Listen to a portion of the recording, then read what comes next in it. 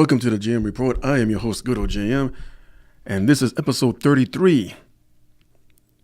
I apparently took a week off, unintentionally and intentionally, as my plans last weekend were to head to New York to attend a meet and greet with a bunch of current and legendary wrestlers, including a few other sports figures from baseball and football.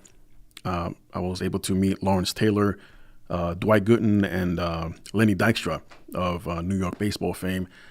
And quite a few of the names may sound familiar. Big Kaz, Hollywood from Glow, the original. Who did I run into? James Ellsworth, Brian Cage, and Melissa, and Val Venus, just to name a few. And my intent was to pretty much give myself like a 4-day weekend, and not realizing that it was Veterans Day weekend this past week. And I thought I was going to fly out on Friday. Turns out it was on a Thursday. So thankfully I checked my reservations on Wednesday, and sure enough, there it was. I'm supposed to fly out midday Thursday. So I immediately started getting all my stuff in order, as I was hoping to do a JM report last Thursday, but again, had to fly out. So a little miscue on my part there. And my apologies. And as it turns out, I come back Monday morning and hell breaks loose. As I'll cover as much as I can, as this weekend is NXT TakeOver War Games, and also Sunday night is Survivor Series 2018. Much like last year's Survivor Series, many changes took place. I think, mainly due to an unfortunate incident that took place this past Monday night that I'll also get into.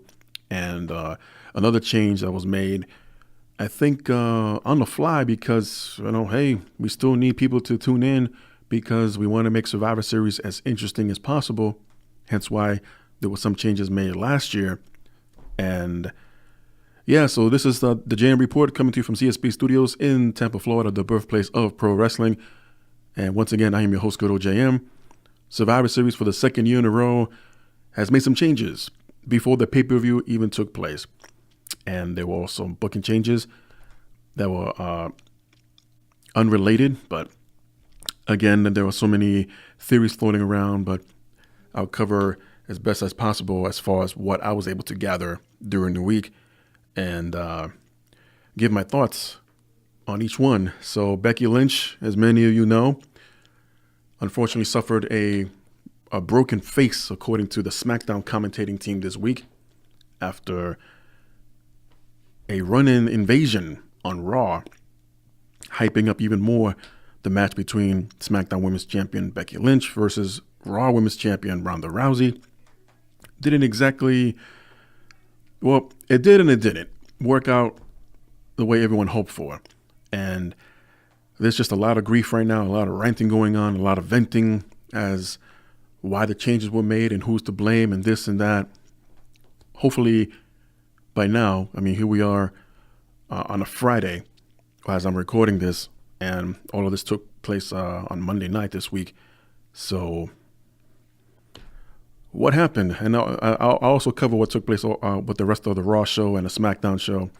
And I'll just cover what mainly happened right now. So again, Becky Lynch began an invasion, if you will, attacking Ronda Rousey in the locker room towards the end of Raw, after the announcement was made to fill in the remaining spots for the Women's Raw Survivor Series team. And came to no one else's surprise that this was something like this was going to happen. And the way it was pulled off was, I think this was a better invasion angle that they pulled off last year's Raw show, where they basically invaded almost an entire month before the pay-per-view, and Raw didn't respond until SmackDown's go-home show. And everyone was speculating, like, well, when is Raw ever going to respond? It was 4 weeks later after the fact, but it was a great angle done. But for some reason, I feel that this one when it was just the women involved, it was just both women's divisions from both brands. They did a better job. It was more convincing considering the aftermath. So a portion of the Raw women's division is in the ring. They're watching everything take place of the attack on Ronda Rousey backstage on a Tron. And sure enough, Becky eventually walks out to the arena. Her music plays, and she's just standing there like the bad last kicker that she is. And in one fell swoop, everyone from the women's SmackDown division through the crowd came and jumped the Raw women in the ring. After a few moments of a beatdown, the rest of the Raw women's team came out, and there was just a big brawl. Eventually, the SmackDown women's division reigned supreme. They were victorious as far as their invasion and taking over the show was. But unfortunately, there was a bit of a mishap, and it was not originally caught on the live broadcast of Raw. There were many fan footage. I said fan footage, not found footage, of those in the arena, and they immediately posted up on Twitter and Facebook the precise moment of when Becky Lynch was unfortunately punched in the face by Nia Jax and suffered a black eye, a swollen face, and again, based on the SmackDown commentating team, a broken face. Immediately I thought Brutus the Barber Beefcake and what he went through back in, I believe it was 1990, just shattered his face, and talk about reconstruction surgery. But thankfully he survived that and he's still with us. But I don't know if that's their way of making it sound more extreme, if you will, and rather just say a broken nose, which is just as painful. I mean, it wasn't like Becky was wearing a protective face guard on SmackDown the next night. But let me not get too ahead of myself here. So Nia Jax was the culprit, if you will. At first I thought it might have been Dana Brooke when she ran down to the ring, but in reanalyzing everything, Becky was already on the mat in a sitting position, and Dana just did her part in this angle. So on SmackDown this week, one of the first segments was showing the actual footage of what happened, like raw footage of a different angle. And yeah, you see Becky climb into the ring after the other SmackDown women jumped the Raw women's team, and Becky went straight to Nia Jax and gave off about 2 or 3 punches to the back, to the shoulders, to the back of the head.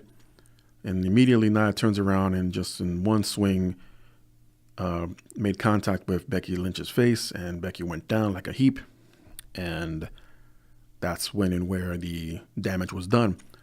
Now, upon a further look, and even slowing it down more so than they did on SmackDown, and thankfully I wasn't the only one that picked up on this, it was a work punch.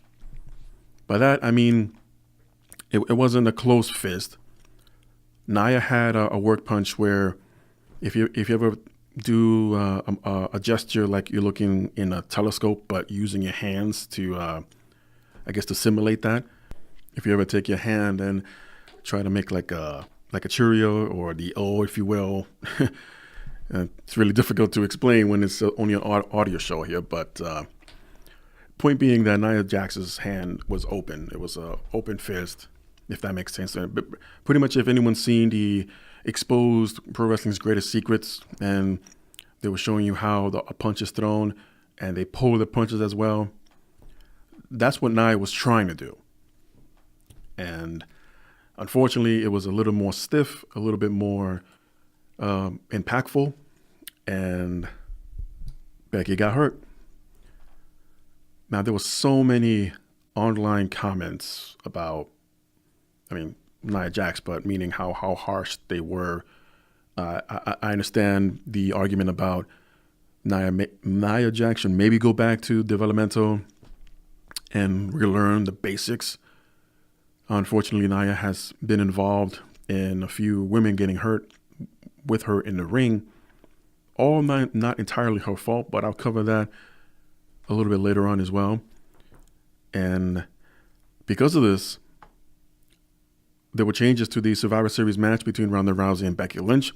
As we would see on Smackdown, towards the end of the show, the entire women's roster was called into the ring by Paige, and out comes Becky Lynch to a huge standing ovation. And she knows, if she does it by now, she has to know that you are the baddest woman right now. And that's not even a catchphrase. That's legit. Basically walking out with her BMF walk. and rightfully so, deserve that respect from the fans and everyone, I'm sure, watching at home. And Ronda, who also goes by the same moniker as the baddest woman on the planet, or baddest bitch on the planet, depending who you ask. She's already earned that reputation from UFC and her MMA career, granted. But as far as paying her dues, I think Ronda's still doing that to a point. Yeah, she's an attraction, hence why she's the women's champion right now. And Becky, who's been at it for about just under 10 years, but compare the two, Ronda barely just got started less than a year ago, and still working her craft, if you will. But between the two, I think Becky obviously is the veteran, and the fans recognize this. Not that they hate or boo Ronda Rousey because of her previous accomplishments in a different platform, but in the long run, and if you want to be more technical about all this, yeah, Becky would have been the favorite going into this match at Survivor Series, and who knows what the booking would have been? Who knows what the result would have been? Maybe no contest, if you will, just for everyone to save face. But we'll never know. At least for now, we'll never know. So on SmackDown, Becky comes out and considers Ronda Rousey the luckiest woman in the world because she's not medically cleared to compete at Survivor Series. So now she was made to choose a replacement. And the obvious candidate, and it was heard through the audience, that Asuka would have been the logical choice. But as I said many times here before on the JM Report, logic does not exist in the WWE. Hell, even common sense doesn't even exist. So looks like they being creative. Looks like they jumped time a little bit and are going with the rumored main event for WrestleMania at MetLife Stadium and have Charlotte Flair take on Ronda Rousey as Becky Lynch chose her recent rival, her recent enemy or frenemy from the past few months dating back to SummerSlam. And I believe this when Becky chose Charlotte and basically says, paraphrasing here, to make Ronda tap out as if she would have at Survivor Series, and then embraced her and gave her a hug. And Charlotte looked like okay, I didn't expect that. So Becky might have gone off script there and broken kayfabe that, on TV we were once friends, but I'm choosing you because you're just as good as I am, or ranking wise, Charlotte's up there, even though she hasn't been seen on television much as of late. You can speculate about that all you want. I don't know if it has anything to do with the recent lawsuit from her ex-husband that I mentioned here a couple of weeks ago, and she has to attend to that. But I'm fine with it because, again, it was rumored that Ronda and Charlotte were going to main event, at least the women's side of things, at WrestleMania, for which championship? Probably more than likely the Raw's title. Don't know how that would have been possible because the draft lottery or the superstar shake or whatever you want to call it doesn't take place till after Mania. So who knows how they would have pulled that off? Some kind of trading angle, or Charlotte, kayfabe. Charlotte has a SmackDown contract expire and she resigns only with Raw or something like that. Who knows? But we're getting Ronda and Charlotte, non-title match, straight up wrestling match. And may the best submission win. Armbar versus figure eight. And Becky, There's been no update on Becky as far as her status as women's champion. There has been no talks of her surrendering the title or having the title vacant.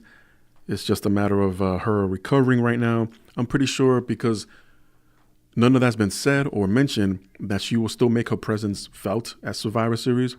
Maybe aid Charlotte in defeating Ronda. Again, if that's the course they want to take, setting up, or planting the seeds, I should say, of the two faction 4 horsewomen in WWE and MMA, since the two remaining MMA 4 horsewomen are officially in NXT, or at least in the training center, according to Triple H's press conference call about NXT this week.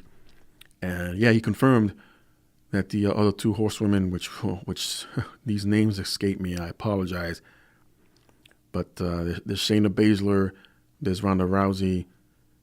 Oh my goodness, what are their names? Here we go. It's Jasmine Duke and Marina Shafir. There we go. They've made their presence known a few weeks ago at Evolution, where Kairi Sane dropped the title, the NXT Women's title, to Shayna Baszler. And even at that point in time, Shafir and Duke were already at the Performance Center training for NXT call-ups, and eventually joined Shayna Baszler on NXT programming. I believe I haven't watched NXT, unfortunately, the past couple of weeks, so I have no idea what's going on with that storyline, other than there's a match coming up at NXT TakeOver War Games in a rematch, which again I'll cover in a little while. But this might be the seeds being planted. As for who knows for how long. Pretty much, I think even when the rumors began of Ronda Rousey signing with WWE, and she had already established her own version of the 4 horsewomen in the MMA world, and you look at the WWE 4 horsewomen of Becky Lynch, Sasha Banks, Bayley, and Charlotte, that it was just a matter of time. And I believe they crossed paths on a recent episode of TakeOver. Not all 8 of them. I don't think Ronda was part of that. Or was it the Mae Young Classic? I can't remember now. But they confronted each other not too long ago. And the fans already knew that this has to happen at some point. So maybe, hopefully, again, this would be the starting point for that angle, leading maybe until, maybe not WrestleMania. But if they could stretch it long enough, because both Duke and Shafir still need to develop their craft, and maybe bring this up again for next year's Survivor Series, if not sooner. I wouldn't put it past SummerSlam either. But it's definitely something that needs to happen. They talk about dream matches. They talk about first ever, women's this and that. Well, here's their chance to pull that off, and hopefully they won't screw it up. And hopefully. But this is they're facing now. Who knows what other changes there might have been leading into Royal Rumble, leading into WrestleMania, involving Becky Lynch in particular. And again, because the changes were made now for Survivor Series to pull the trigger as far as the rumored main event women's match for WrestleMania of Charlotte versus Ronda Rousey, this could have potentially opened up a new door to have the match we're supposed to have this Sunday at WrestleMania instead. We just got to wait a little while longer. It's about maybe, how far are we? About 5 months away now. Doesn't sound long. 4 or 5 months. But we'll get there. We will get there. And I'm all for it. And if they weren't going to main event the Survivor Series, they would have to main event. Again, going with the first ever anything involving the women. First ever the women's main event at a WrestleMania. Becky Lynch versus Ronda Rousey. Match that didn't happen at Survivor Series. What happened at WrestleMania, MetLife Stadium, WrestleMania 35. For who knows which championship at that time. I think a lot of things can happen between now and then. Will it be the Raw Women's title? Would it be the Smackdown Women's title? At this point, it doesn't matter, because the match itself is going to be amazing. I believe that. I know I'm not the only one that believes that, and we have to have that. And eventually, the 4-on-4, wow, easy for me to say. The 4-on-4, 4-horsewomen's tag team match, whether it's again, elimination match for next year's Survivor Series or a one fall to a finish at SummerSlam, who knows? But it has to happen. But the only downside is Schaefer and Duke have to develop themselves, and if they progress faster than expected, then great. Then we might get that match sooner than expected. So let's get into the Raw review here, as a lot of it, well, not a lot of it. I mentioned what mainly happened in the main event portion of Raw, but SmackDown itself also had a shakeup and drastically changed the co-main event, I guess, if you will, for Survivor Series. But let's go one thing at a time here. Raw opened up with a battle royal with all the tag teams in their division to determine the co-captains for the Raw Tag Team Elimination. Okay, that just sounded horrible. Look, on Raw, they opened up with a battle royal with all the teams of the tag team division, and that the winners of the battle royal will be the co-captains for the Raw's tag team division team, heading into Survivor Series against SmackDown's team of 10 as well, basically their entire tag team. So barely just a couple of minutes in, all but Braun Strowman will come storming down and interfere and declaring the battle royal a no contest. So at that point in time, there was no winner declared, no co-captains mentioned, because Braun is pissed. He's still pissed off at what happened at that pay-per-view that took place in Parts Unknown, and he was looking for Baron Corbin. Strowman didn't exactly get what he wanted, as Stephanie McMahon, Raw's commissioner, came down and didn't talk down to Braun, but at the same time, she wasn't backing off either, as she would usually get into the superstars' faces, and half the time she'll be slapping somebody. But I guess Stephanie was showing restraint, or maybe a lot of the complaints on Twitter finally caught up with them and they listened to the fans. But anyway, Stephanie basically told Strowman that he will get what he wants, everything. But since he's on Team Raw and Corbin is the team captain, although he won't physically be a part of it, but if Braun Strowman can be a team player, he will get everything that he's been complaining about, a rematch for the Universal title. He'll get his hands on Baron Corbin, but not until after Survivor Series if you get along. And I think that was fair. But in the middle of this, Ronda Rousey comes down and talks about her match with Becky Lynch at the time. And of course, getting into Stephanie McMahon's face and kind of taking us back a little bit to their rivalry this past year at WrestleMania, only to have Baron Corbin follow suit and got a judo flip out of it because he touched Ronda Rousey on the shoulder, and Ronda didn't like that. She doesn't like to be touched, apparently. And yeah, Baron got flipped out of the ring. Poor boy. Strowman would get in his face, not touching Corbin, but he warned him that after Survivor Series, he will be getting neutered.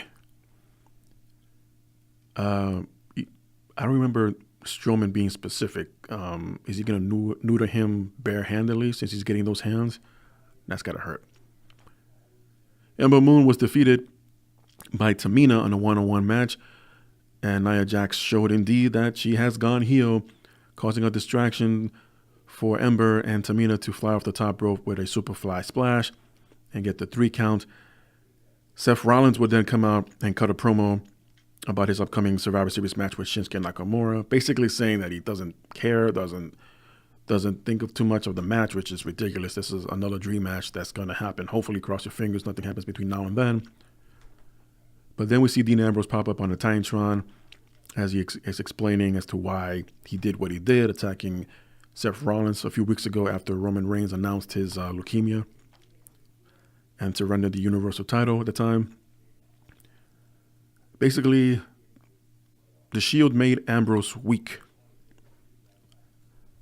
I don't believe that would be the entire explanation, but That's what we have for now, as Ambrose was in the parking lot sitting on someone else's car. I don't think he mentioned whose car it was, but right next to the car was a flaming barrel. So Dean took his what used to be his Shield gear and just threw it in the barrel and burned it. So we're definitely not going to get any Shield reunion anytime soon, at least for the next 2 to 3 years. But even by then, it's got to be redundant. But we'll see how things turn out, and hopefully Roman Reigns can come back at full health and do something about it, kayfabe-wise. Drew McIntyre and Dolph Ziggler will come down to the ring and basically brag about last week's episode of Raw, where Kurt Angle was defeated by McIntyre in a very solid match, putting Drew McIntyre over strongly here. So if you couldn't tell by this point, the rumored Kurt Angle or Team Angle versus Team Baron Corbin for control over Raw is not happening. For reasons, who knows, or maybe they weren't meant to happen, as they were just maybe rumors. So as Ziggler and McIntyre continue to brag, out comes Finn Balor. He steps into the ring and defends Kurt Angle. And this led to a match between Balor and Ziggler. And Ziggler was defeated in the process. Then we see Stephanie McMahon backstage with Corbin, still arguing about their previous segment that took place in the ring. In steps Finn Balor, followed by McIntyre and Ziggler again. And Stephanie felt that Finn Balor proved himself tonight, or that night on Raw, and gave him a spot in the Team Raw Survivor Series team. So that's 4 spots filled. We still have 1 more to go. Then we see another promo by Ronda Rousey, furthering her feud with Becky Lynch backstage, and kind of put down the millennials. Consider Becky Lynch a millennial and the millennial woman, and that she's going to rip her arm off. So at least to that moment, were they pushing for Ronda to be the heel going into this match? Because there's a good chance that Becky Lynch would have had such a huge standing ovation in comparison to Ronda Rousey's reaction that maybe Ronda would have gone in as the heel. We'll never know. At least for now, we'll never know. The Riot Squad will come out to the ring and cut a promo discussing about breaking Jim the Anvil Neidhart's sunglasses, allegedly, last week when they were in London, and mocking Natalya for crying and being all boo-boo face about it. So as they continue to brag, Natalya's theme song hits. Sarah Logan and Liv Morgan jump out of the ring and try to intercept Natalya from the rampway. But Natalya instead will come through the crowd and jump Ruby Riott from behind. And the other 2 members will jump in and beat down Natalya for her efforts on a 3-on-1 assault. Many asking, where the hell was Sasha and Bayley from all this? We'll get there. The Battle Royal was restarted surprisingly, as Bobby Roode and Chad Gable were the winners and now are the co-captains for the Team Raw Tag Team Division Tag Team match at Survivor Series. They're still calling it a 5-on-5 tag team match. Someone obviously didn't do the math. It's actually 10-on-10, but whatever. I guess numbers and sounded too much. 10 guys against 10 other guys. There was a time, matter of fact, that what did I just press? Oh, okay. There's an extra red button glowing. There was a time, I believe there was the first 2 Survivor Series back in 87 and 88. It was a huge deal. They legit had 20 men surrounding, or 18 surrounding the ring on the apron, and the 2 men in the ring battling out. And listening to the Bruce Pritchard Something to Wrestle With podcast, at least for the first one, they didn't think too much of the match as far as how to cover it with the cameras. They didn't have a dolly camera at the time for the first one, and they just had to shoot basically through all these guys' legs and try to get a perfect shot. And also what killed it is whenever someone was thrown into the ropes, everyone was shuffled to the side, and they had to rearrange the angles of the cameras as well, and it was just a nightmare. They didn't plan ahead for it at the time. They kind of made up for it for the following year in '88 a little bit better as far as coverage goes, but still, if this is their best way to get everyone on the roster on a pay-per-view to get that extra pay, then yeah, I say go for it. But hopefully coverage-wise, well, actually they have done a better job ever since they brought it back a couple of years ago, and they're doing it again this Sunday. And they do have a dolly camera. They do have the overhead shot as well, and countless cameras around ringside. So there's plenty of coverage this time around. I would assume this will be another fast-paced elimination, one after another kind of match, because there's just so many bodies in there. And the two original matches like that, they took their time, especially the 88 one with the Conquistadors, would just refuse to get pinned from the Powers of Pain. They threw everything at them, and they still couldn't eliminate. But times have changed. So where was I? Paul Heyman and Brock Lesnar would come down and hype up Survivor Series with their match against AJ Styles, only to have Jinder Mahal and the Singh brothers come down to interrupt. Jinder would point out that at last year's Survivor Series, it was supposed to be him and Lesnar going at it as champion versus champion, until AJ Styles, I believe it was a week or so ago before last year's Survivor Series, defeated Jinder Mahal for the title on an episode of Smackdown when they were in London, and it was AJ versus Brock. You know, it's still one of the best matches of the year. So history was changed, and I guess Jinder, on television at least, would get his moment with Brock Lesnar as he was trying to Shanti Brock Lesnar, or get Brock Lesnar to do the Shanti chant to Woosa. And Lesnar for a moment went along with it. He's got, the hand gestures up there. It was like, okay, yeah, let's see how this goes. And no, Lesnar goes into beast mode and just clotheslines, decapitating Jinder in the process. Poor Singh brothers. They were German suplexed all over the place. I mean, the phrase fold up like an accordion doesn't even begin to explain the landing and the impact that these guys went through. They were massacred. Lesnar performed a live massacre on television this past week, and he would F5 Jinder Mahal on the outside of the ring. It was just like, please stop. He's already dead. Stop. Only Lesnar can do this. Elias will take on Bobby Lashley, where the winner will fill in the final remaining fifth spot for Team Raw. And Lio Rush will grab Elias's ankles from the outside of the ring, from underneath and behind the apron, or the ring skirts, I should say, and cause Elias to be defeated via countout. And Bobby Lashley is now the fifth and final member of Team Raw. Lio Rush, he plays a good, annoying heel character here. And for his troubles, Elias would toss Lio Rush onto Bobby Lashley outside the ring, almost like playing catch with the little guy. I thought it was just hilarious. So out comes team captain Alexa Bliss for the Raw Women's Tag Team. Alexa Bliss still yet to be medically cleared to return to the ring. So similar to Baron Corbin, she's team captain, but she will be on the outside of the ring. And she announced Nia Jax, Mickie James, and Tamina. And that Natalya will also be part of the Women's Raw Tag Team. But the fifth spot is yet to be filled in. So a match will determine that between Sasha Banks and Bayley.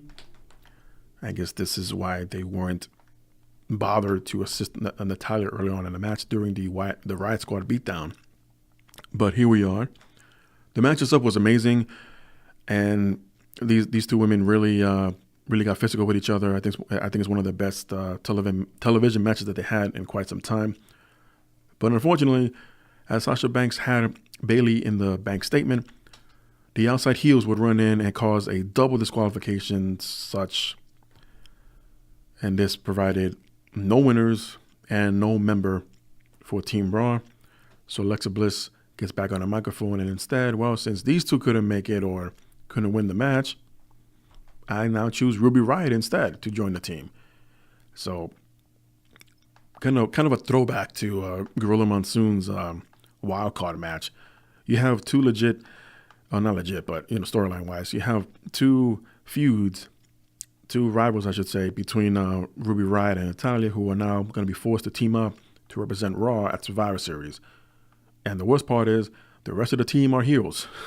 So Natalya's been painted against the corner here and has to get along with everybody that either beating her down at some point in the past few weeks or is just involved in a feud right now, such as Ruby Riott.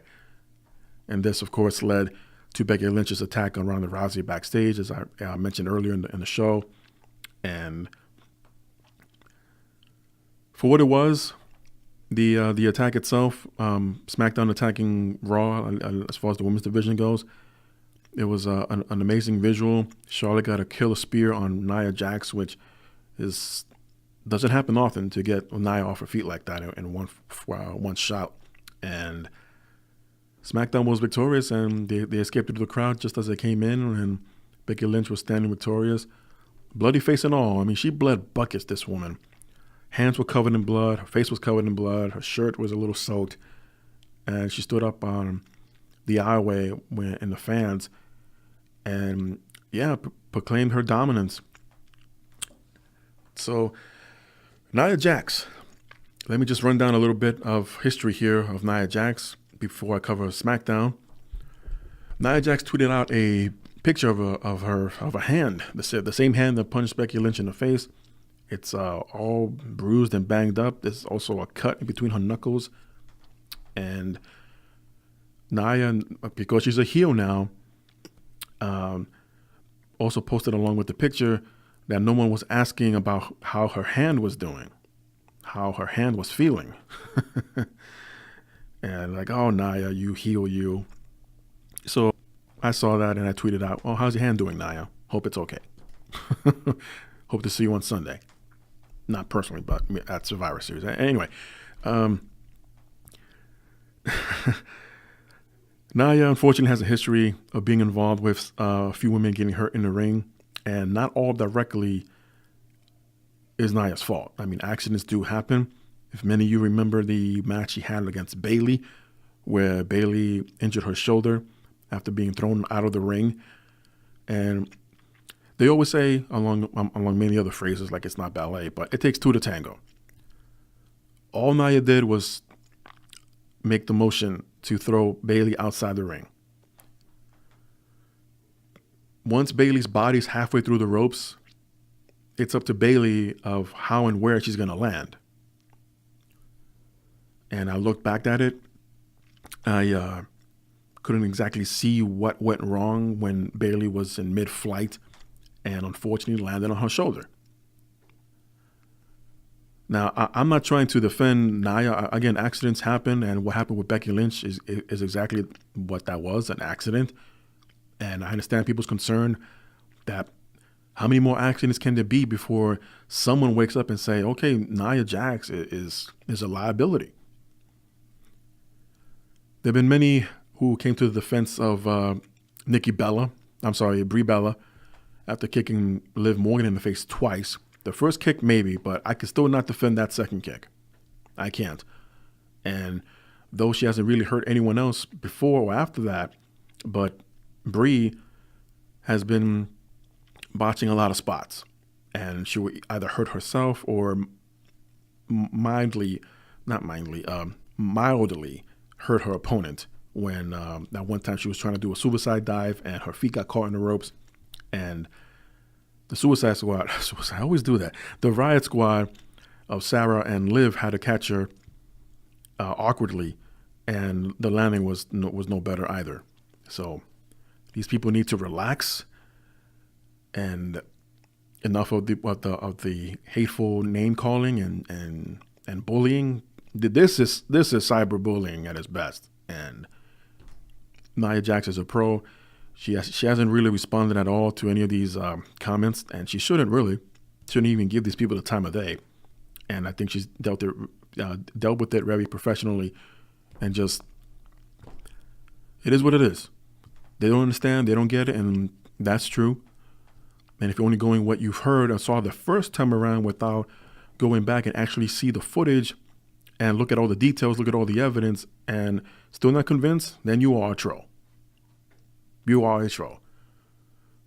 So getting back, because I got to play devil's advocate here in a way, or be fair and cover both sides of arguments. So in the same match with Bayley, there was a double arm chicken wing applied to Bayley by Nia as she lifted her up off her feet, and the plan was to have Bayley face planted. Now, if you've never taken the face bump before, you probably won't understand this. I know I've taken it because I've trained in this many years ago. And once you get the hang of it, it's almost like second nature and almost becomes like riding a bike. You open up your palms as flat as possible, and your forearms as well would take most of the impact. And you will land your face not exactly face planting, because that will hurt.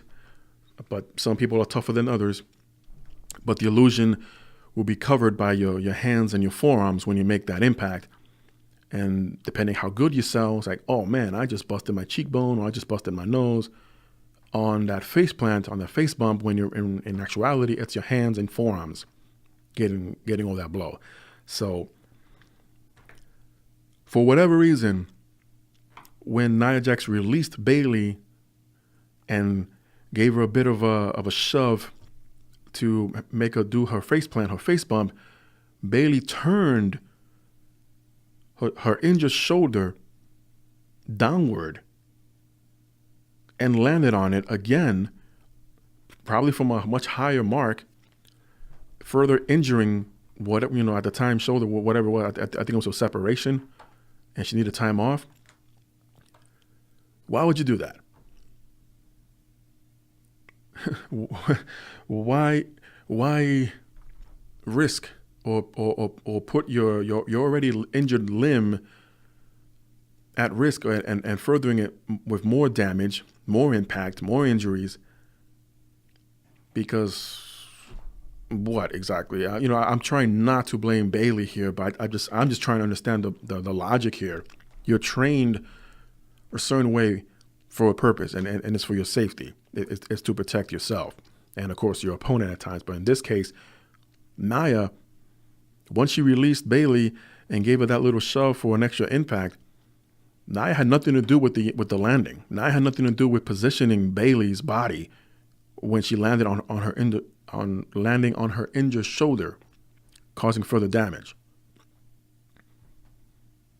And again, I understand people's complaints and arguments about that because, had that not been for Nia doing that move, again, it takes two to tango.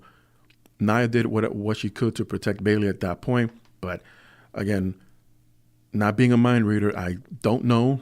And I'm not sure if it was even addressed what Bayley was thinking to have her shoulder turn and take all that impact instead of doing a regular face bump. Maybe because it's that injured her shoulder was and couldn't raise her arms to face plant herself. I get that. But she was still turning her body midair. That's something I cannot defend. I cannot.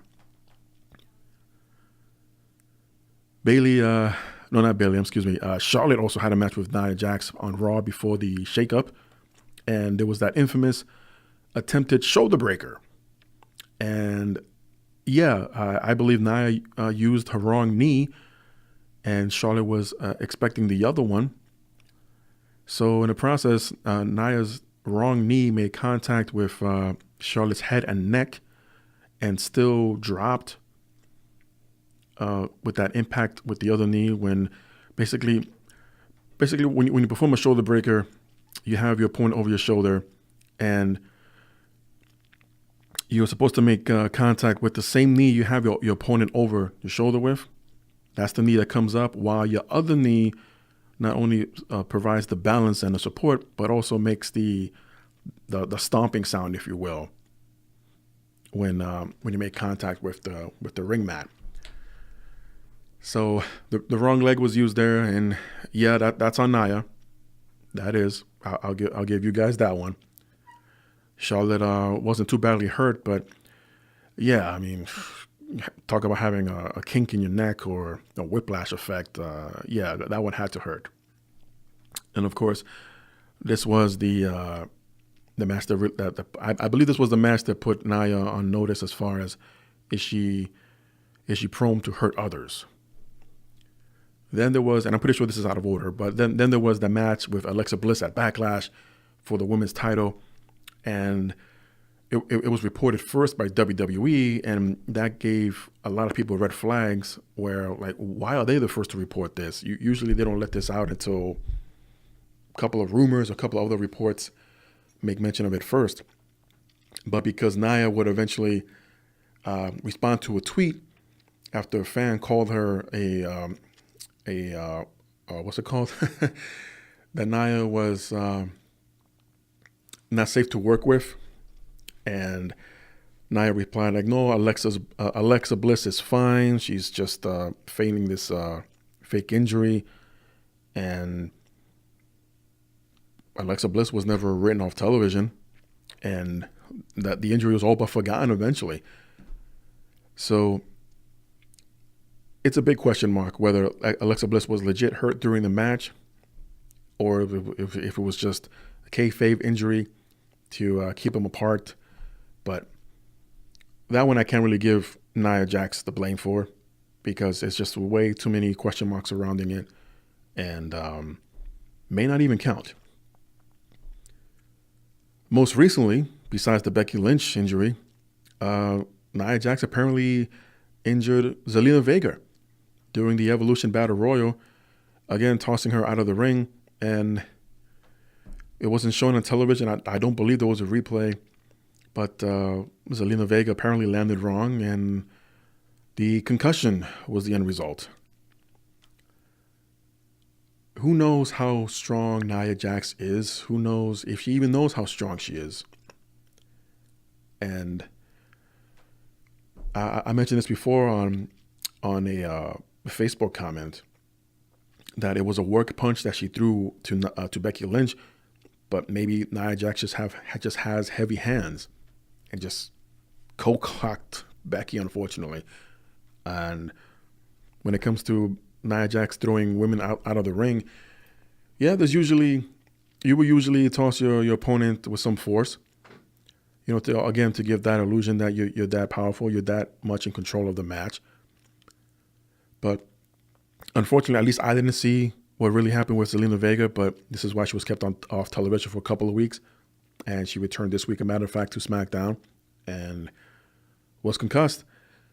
So I don't know if it was another similar situation like Bayley where they didn't know where to fall, didn't know how to fall kind of thing when you're in midair. I mean, sometimes you change your mind like, that's my spot, but I feel like landing over here instead.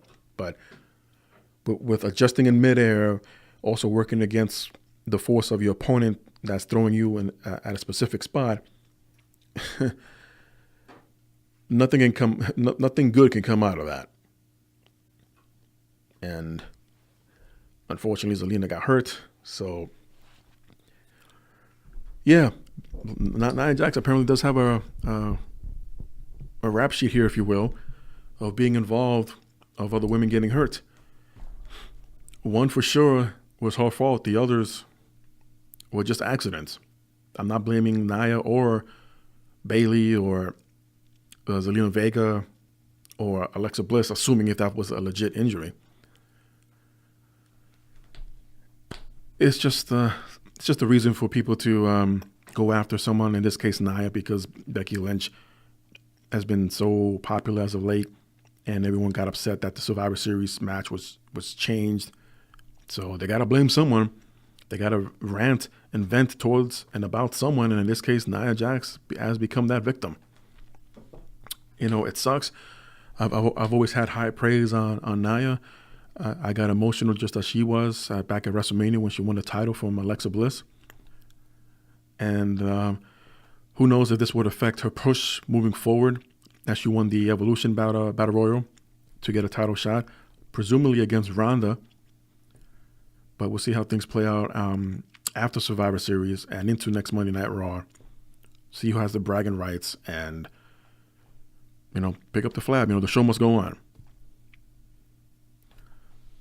SmackDown began with AJ Styles coming out to cut a promo to hype up his match against Brock Lesnar at Survivor Series as a rematch from a year ago, only to have Paul Heyman cameo on SmackDown and announced that this is what gave it away for me, but let me get there first. That the Daniel Bryan Brock Lesnar match will now never happen, as it was a dream match in the eyes of many fans, including mine, and that Daniel Bryan was just as good or better than AJ Styles, considering their match from a couple of weeks ago for the title before they went to parts unknown. So with this, Daniel Bryan comes out and basically tells AJ Styles not to mention his name. He'll take it disrespectfully. And AJ defending himself like, well, why coming at me? It was Paul Heyman who mentioned your name first, Daniel. I'm pretty sure I'm paraphrasing the whole promo here. But Bryan snaps and starts attacking AJ Styles in the ring. They exchange punches back and forth. Shane McMahon comes down, try to break it up with officials, and a couple of wrestlers come down and break it up. Then they go to commercial. Come back from commercial, they're back in Shane McMahon's office along with Paige. There's an argument going on. And then the fight restarts with AJ Styles and Daniel Bryan. So Shane McMahon basically says, all right, if this is what you want, tonight you'll defend your title against Daniel Bryan in the main event. So, okay, WWE Championship match, unannounced, on the fly, unadvertised. And it will main event Smackdown, AJ Styles defense against Daniel Bryan. Jeff Hardy had a great match with Andrade Cien Almas, and he will win with a Swanton Bomb. And Paige, we will see backstage, was so impressed by this, would ask Miz, like, well, it gets a little complicated, but try to stay with me, because Paige, for some reason, was telling Miz, like, okay, well, since Daniel Bryan is not getting a title shot, he's out of the SmackDown team and makes you the sole captain for the team. And why? What if Bryan lost the title match? Is he still off Team SmackDown? So, another giveaway. So, Paige would ask Miz who he would find as a replacement for Daniel Bryan, and this is where the conversation goes of how impressed they were with Jeff Hardy. So Miz chose Jeff Hardy. And because Daniel Bryan chose him, Miz wanted Rey Mysterio off the team. And Paige says, no, that's not how this works. If you want him off the team, then you go out there and defeat him in a match. But if Rey Mysterio wins, he still remains on Team SmackDown. Fair enough. And, of course, Rey Mysterio wins his match and remains on Team SmackDown. And only to have Randy Orton trying to sneak in for another attack. But Rey Mysterio dodges this and rolls out of the ring. Unfortunately, The Miz was still in the ring, and Randy Orton RKOs The Miz just for the hell of it. Backstage, we saw Shinsuke Nakamura cut a promo and was upset at the fact that Seth Rollins doesn't care about the upcoming match at Survivor Series. And he's saying this while watching Seth Rollins' same promo on his cell phone. As a heel, I love Shinsuke as a heel. I just don't like half the things they do with him because half the time he's not on television, and he's the United States champion. Go figure. Shortly after this is the portion where Paige brings out all the women from the SmackDown women's roster, and Becky Lynch chooses Charlotte Flair to take her place to take on Ronda Rousey at Survivor Series. As I mentioned earlier, then we get a six-man tag team match between The Big Show and The Bar, SmackDown Tag Team Champions, taking on all members of the New Day. We will see Big Show in midair knock out Kofi Kingston with a KO punch and got the pinfall victory. Then we get into a strange, at least for me, it was a weird-looking setting. The Usos literally emerged from a steaming boiler room, and I guess in the bowels of the Enterprise Center, the arena that they were in. And I guess this is where they were stashing away the rest of the SmackDown Tag Team division, because he runs into the Colognes, he runs into the Good Brothers, Sanity, and they all get free T-shirts. Of course, along with the New Day, this is the Team SmackDown Tag Team Division team. And the Usos pretty much are showing unity and brotherhood, if you will, and that they're together to take on and take down Team Raw this Sunday night. Then we get into the main event. For the WWE Championship, AJ Styles defending against Daniel Bryan. A little bit better of a match that they had a couple of weeks ago. I think there weren't as much emotions in the first match because of the circumstances back then. But this time around, we're past that. We don't have to deal with that anymore for now. So let's just move forward. And there was an attempted phenomenal forearm from the top rope, a slingshot top rope, and referee is bumped as AJ missed Daniel Bryan. He moved out of the way.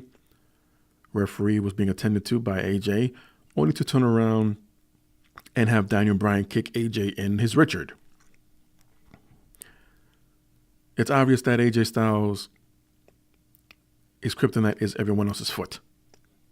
And you would think he would have learned his lesson by now with his feud against Shinsuke Nakamura and not be dick kicked so constantly.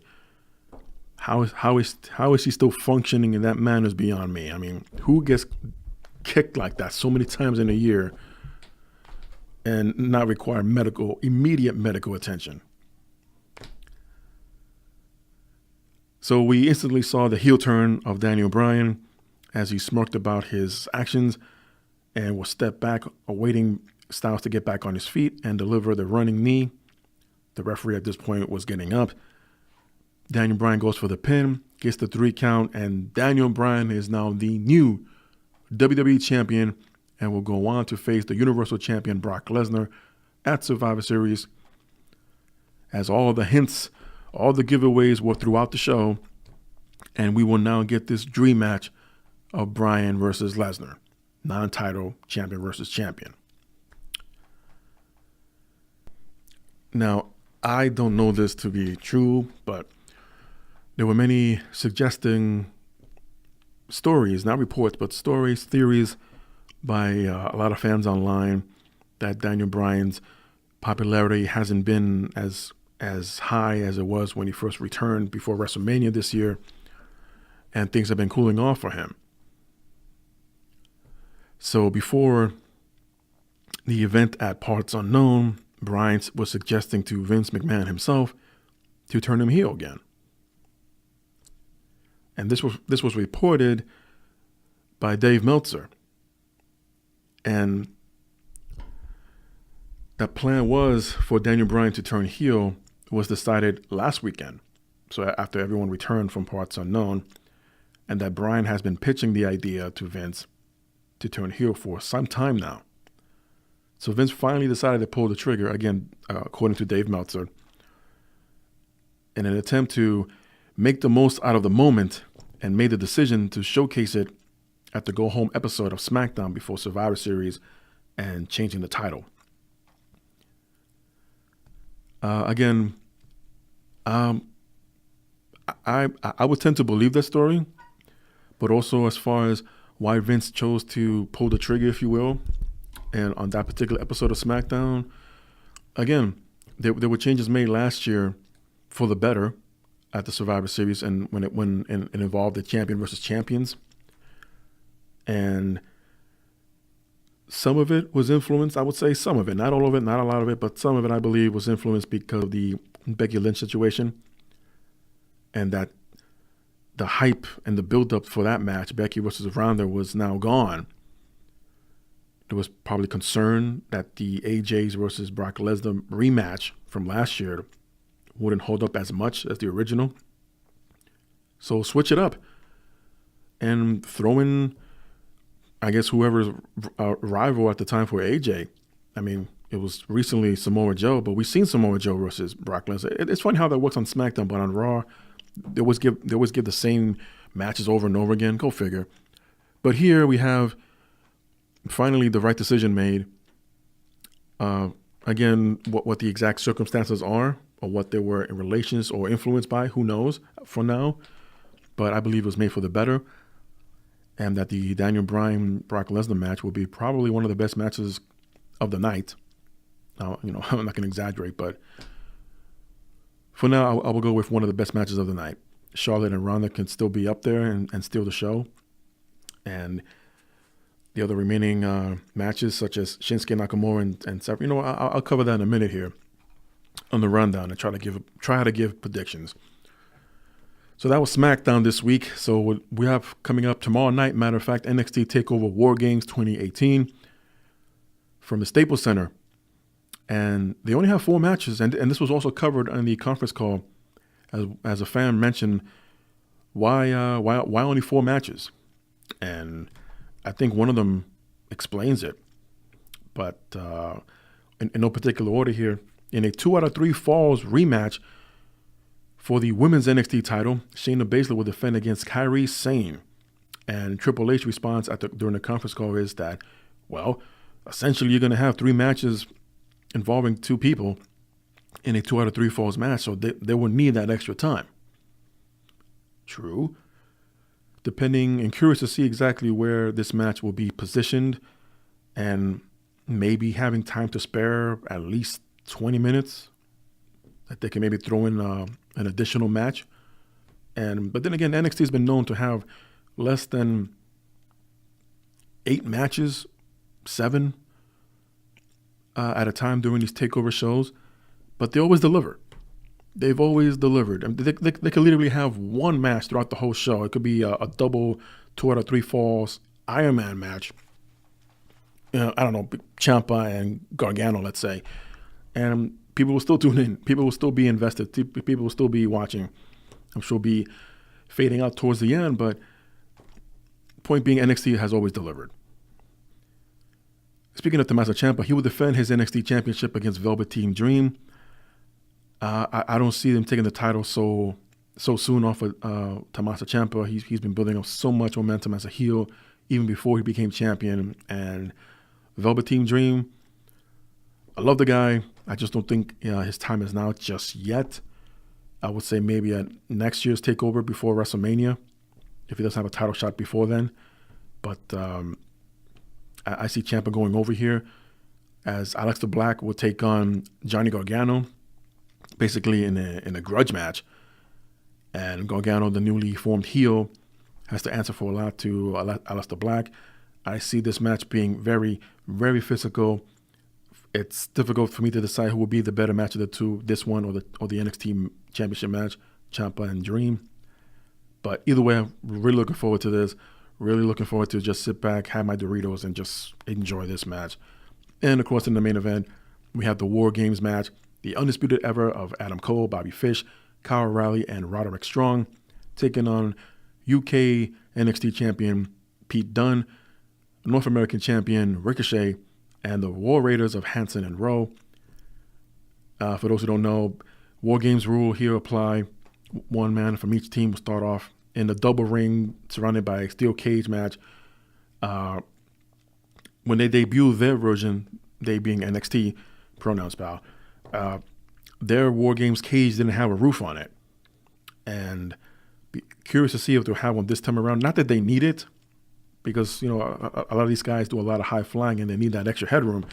But 2 men start off the match in the double ring, and every 5 minutes or so, depending on a coin toss, would be another team member facing or going into the ring to face your opponent's 2-on-1, and this will go on until all members of each team are in the ring, 4-on-4, and the match only ends via pinfall or submission. Wouldn't surprise me if they involve weapons, as they've done before. Wouldn't surprise me if there's going to be more than 1 referee in the ring. They've done that before. But in the end, just to make everyone happy, to give them a good feeling going into Survivor Series the next night, I say the faces will be victorious here. Pete Dunne, Ricochet, and the War Raiders, as last year the Undisputed Era were victorious. So you can look at it as 50-50 booking, maybe. But considering what's been going on lately in the shakeup with the main roster, I think you want to make some people happy, just a little bit. But that's just me. And the Survivor Series card itself, and it was announced on WWE.com, and this is subject to change, I got a feeling.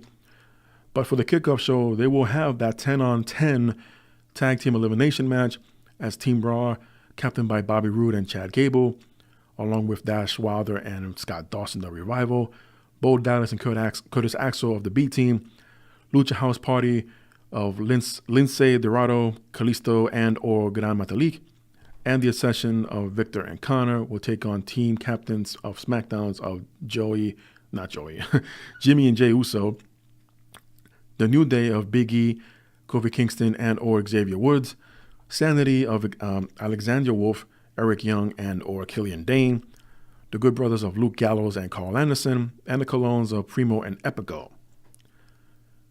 Whew, that alone took my breath out. I'm not sure if I can continue. But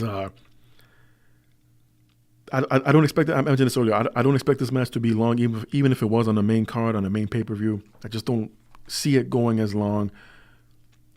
Each tag team deserve their moment in the spotlight, if you will.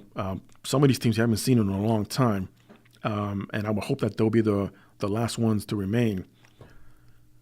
But as far as who to go with, I mean, does it really matter? I mean, the tag team division overall has not been treated really well, almost to a point that it's a joke. I mean, sure, you got your New Days, and they're very entertaining. You got Bobby Roode and Chad Gable trying to be somewhat entertaining, but it's just a matter of time. Okay, when are they breaking up? The Revival is the best tag team, I believe, on Raw, but they haven't been used correctly. It's just a real toss-up here. But if I have to guess, I'll go with Team SmackDown just because we haven't seen half of their teams in quite some time. And I would only imagine had the Colognes not been available that the Bludgeon Brothers would have been taking that spot. But that's just me, and no disrespect to the Colognes.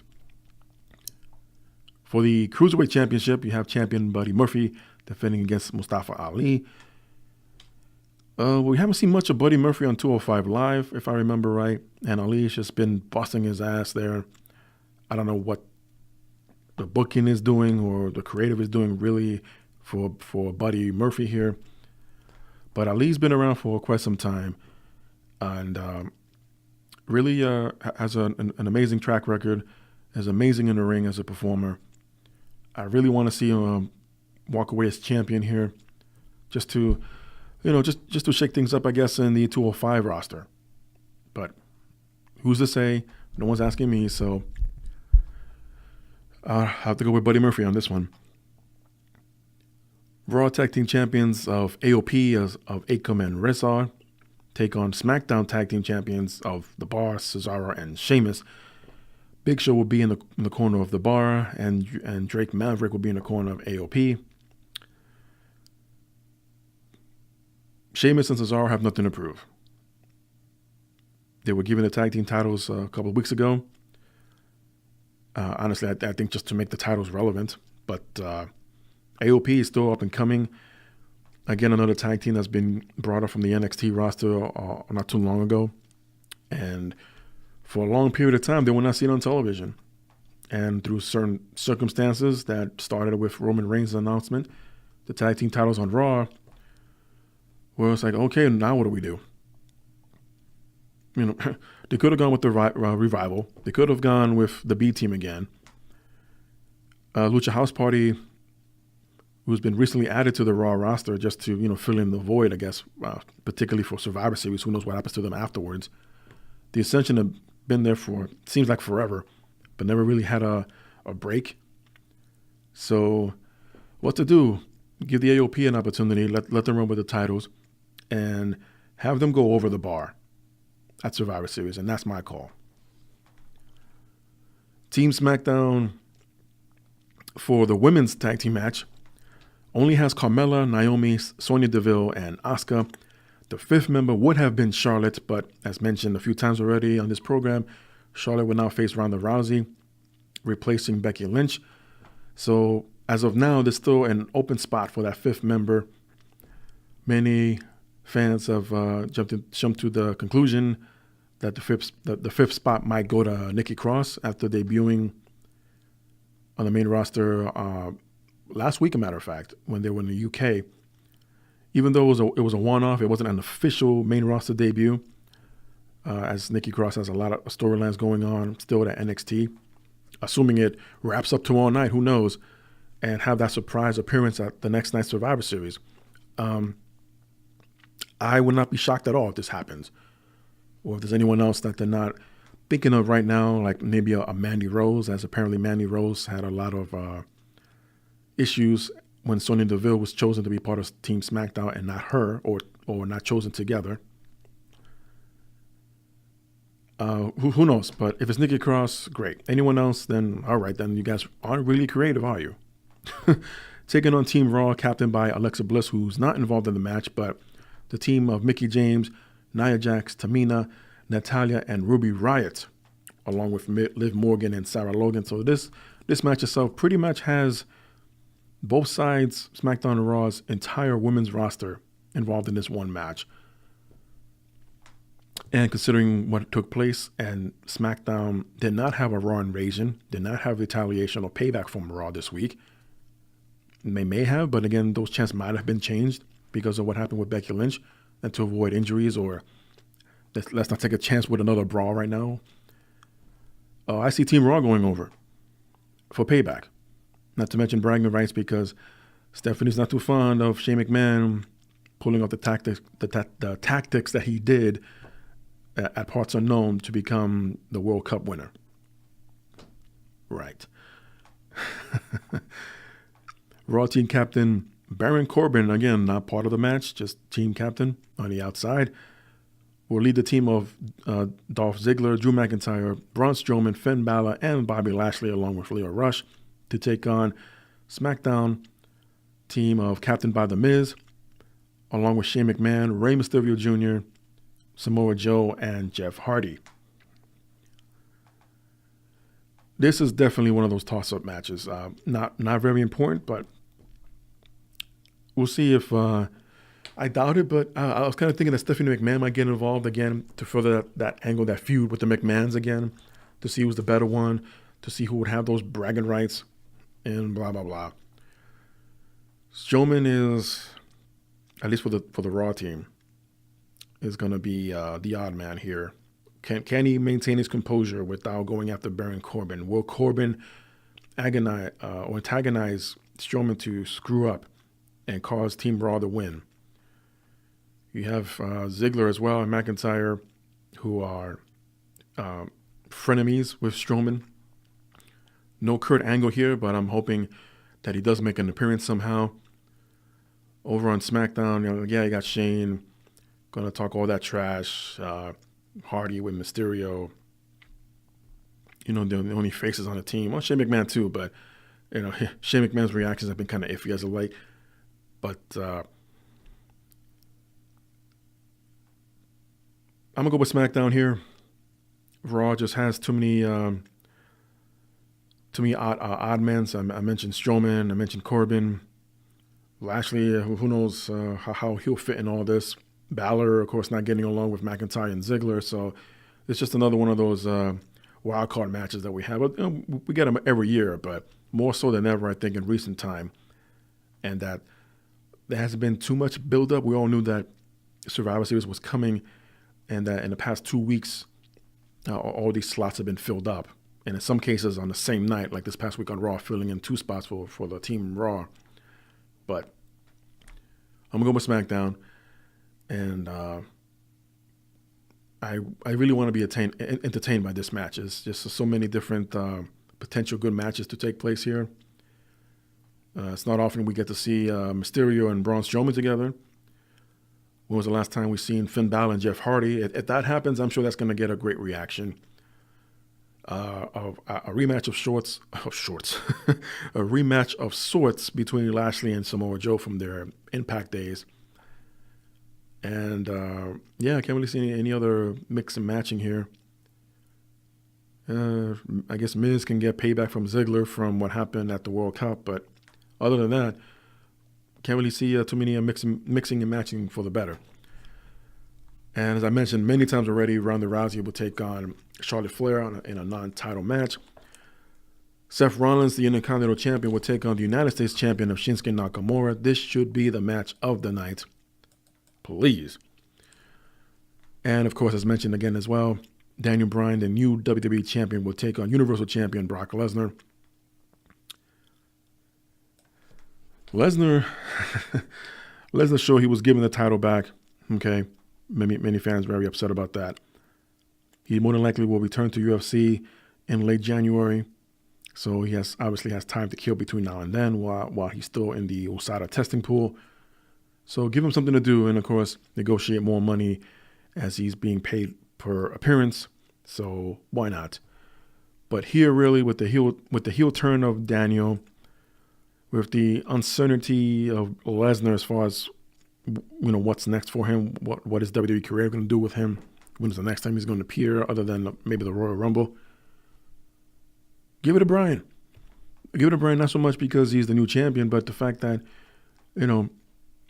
he's pulling off this bitter and pissed off persona, like he has something to prove again, character-wise.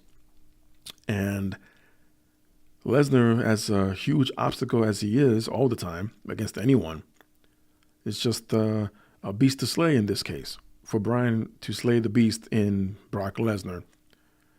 And I would expect AJ Styles to get involved somehow, as he is owed a rematch. AJ Styles is nowhere on the card anymore, which is a real shot in the arm. But I would expect something from AJ Styles. I know that's fantasy booking and too basic, too common, and too predictable. But something's got to give here. And if Lesnar wins out, then really at this point, I give it up a long time ago, to a point where I just don't care. But Lesnar going over does not make any sense. Lesnar has nothing to prove. He's literally going to leave the company yet again and still somehow manage to work out a deal between both sides of UFC and WWE and make appearances here and there. But as champion, makes no sense, period. But as Lesnar going over Daniel Bryan, once again making the WWE title irrelevant in comparison to the newly created Universal Championship that's only about 2 years old. But because Lesnar is the attraction more than Bryan is, yeah, you got to make Lesnar happy, I guess. But to me, that's just the wrong decision. To me, that's just, being bullied into the corner because you don't want to piss off Lesnar. Well, who's the boss here? Vince. So that covers up this weekend's double pay-per-views going on. NXT TakeOver War Games and Survivor Series. I'm expecting to be very entertained. Hopefully, both shows are set to be very exciting. But let's get into other tidbits here, other news that hit the airwaves this week. It was announced just a couple of days ago, due to the threat of the upcoming nor'easter that's heading up towards the northeast. They've canceled the on-sale party for WrestleMania 35 at MetLife Stadium. In the past, well, not in the past, but it was expected that the Big Show, Mojo Rawley, Alicia Fox, Sami Zayn, Paige, Jimmy Hart, and Apollo Crews were all scheduled to appear at the on-sale party for WrestleMania. Unfortunately, that was all canceled. No, as of now, there hasn't been a rescheduled date to have the tickets go on sale officially for WrestleMania 35 at MetLife Stadium. But yeah, what a bummer. Hope everyone up in the Northeast are staying warm, are safe on the roads. Be careful out there. People are slipping and sliding all over the place. It's just ridiculous. Fighting with My Family. The new movie trailer has finally debuted this week on YouTube via The Rock's YouTube channel. And they gave more of an insight of what it's going to be about. And for those who haven't seen the original documentary of Fighting with My Family, involving the family of Paige and her brother, it's very insightful, and it's loosely based on that documentary. I think a little more entertainment value was thrown in there.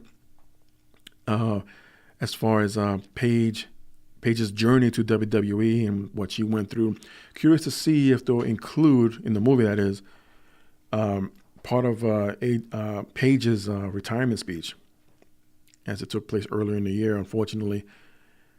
And or maybe they'll just have a disclaimer of sorts at the end. But yeah, the trailer itself looks great. It looks very funny. The Rock's all over it, as he is the executive producer. And the movie is set to be released by February. Although there are conflicting reports that the original date was supposed to be in January. Now we're hearing February. Either way, it's coming out next year. around Royal Rumble time. Speaking of Paige, she recently spoke out about rumors that she has been cleared to return to the ring, saying that those claims are false on Twitter. Paige will post the following remarks in response to a fan saying that he heard that the current SmackDown general manager was cleared, but Paige said, "No, I am not at all. One more knock to the neck could result in paralysis. Don't read quote-unquote facts on the internet. As much as I would want to for it to be 100% true, it is not." So Paige has cleared those rumors that she is not cleared to return. And by the sounds of it, her neck could still be in a very fragile and delicate stage. Was there surgery performed? I don't know. Surgery was not performed. She just got hurt. She announced her retirement and was immediately given the general manager of SmackDown role. So surgery still might be in the future for Paige. Who knows? But as mentioned in her speech, when Bryan returned and announced that he was coming out of retirement, that gave Paige hope, and that maybe one day we can see Paige back in the ring pretty soon. And speaking of WrestleMania, it was reported by PW Insider that the New York Mets will be hosting a WWE Night event on April 6th, the same weekend of WrestleMania 35 at MetLife Stadium. A series of teams throughout all four major North American sports have held WWE Nights in the past, and they usually involve several fun activities in addition to several superstars making appearances. Curious to see this one. The New York Mets have vaguely been involved with WWE, unless you count the events that they held at the old Shea Stadium. Not so much in Citi Field. I mean, yeah, there was a Legends reunions or some kind of Legends event a couple of years ago. Had nothing to do with WWE at Citi Field. But yeah, I mean, they're out of season for now, and or at that point in time, right before spring training, I believe. So why not get the Mets involved? Why not get the Yankees involved? Hell, this will be after the Super Bowl, and unless the Jets and Giants change their, statuses anytime soon, get them involved as well. I think reaching out like this, and to the fans of other sports that either don't follow or are not familiar with WWE, just mix and match that up. It's been done before, and it's been very successful. Not too much information was given as far as having actual wrestling matches at these fan festivals or these, what they call it, WWE Night. I'm seeing carnivals. I'm seeing maybe a circus tent of sorts, by calling an event WWE Night on April 6th. Someone please live stream this. I need to see this WWE Night. Bray Wyatt has been off television for quite some time, pretty much since Matt Hardy have gone their separate ways, and it was presumed that Matt Hardy, for now, has hung up his boots to focus on recovering and, of course, his family. But this does not stop the man, Bray Wyatt, to make some noise on social media a little bit, as Wyatt has been tweeting out these cryptic messages. Some of them were compared to promos a la Waylon Mercy or Dan Spivey. And at the end of each post, Wyatt will mention or show the number 4. Could this be the return of the Wyatt family? Might prove impossible, as currently Eric Rowan is out on injury from a torn bicep. He's still recovering. Luke Harper was recently shown by a fan's tweet posting a picture with the man, and has his left hand in the cast. No mention of how, when, and where this exactly happened, but the Bludgeon Brothers are unfortunately on the DL. Bray Wyatt apparently doesn't have anything creative for him right now, but he's trying to keep himself relevant by posting these cryptic messages online, on Twitter specifically. And yeah, he's still out there. And if the Wyatt family is still an idea, I mean, they tried it before reuniting the Shield and it didn't work. Unfortunately, no one's fault, especially on the last run. Hell, even the previous one, people got sick. Well, what can you do? With a Wyatt family reunion, probably on Raw, that would definitely make things a little bit differently and interesting. But, going backwards doesn't always make for better storytelling. And that's exactly what they'll be doing. I'm not against the idea, but I don't know. It's really difficult to say if you want to have the Wyatt family return, but at what capacity? You have a few three-men staples, factions, if you will, not all of them being used properly. And it's kind of a waste.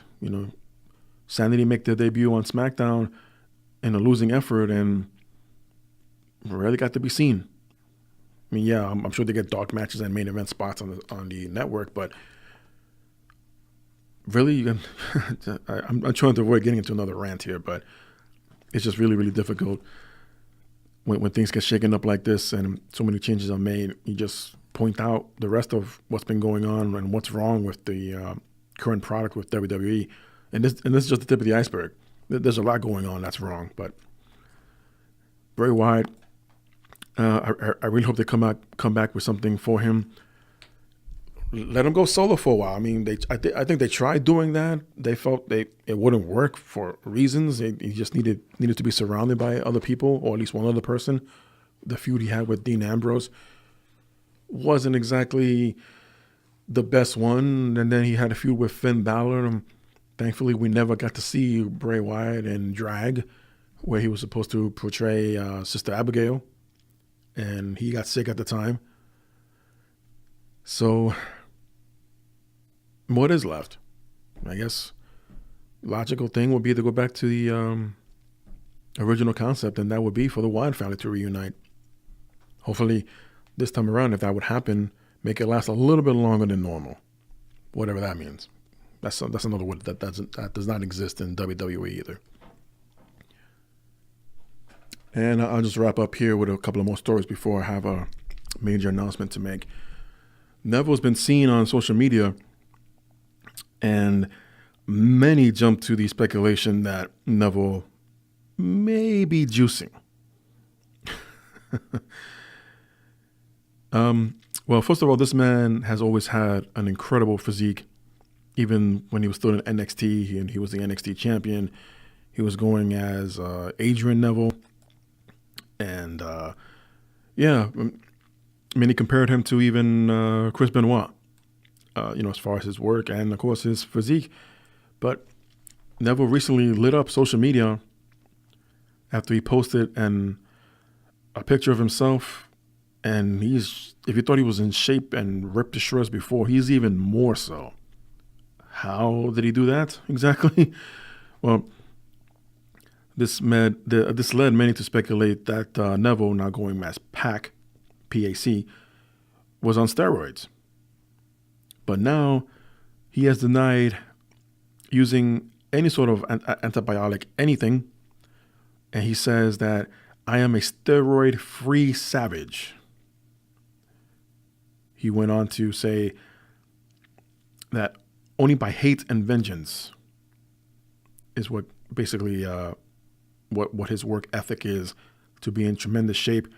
If anything, in comparison, if you look at the picture I'm referring to and compare his physique to when he left WWE about a year ago now, or more than a year ago,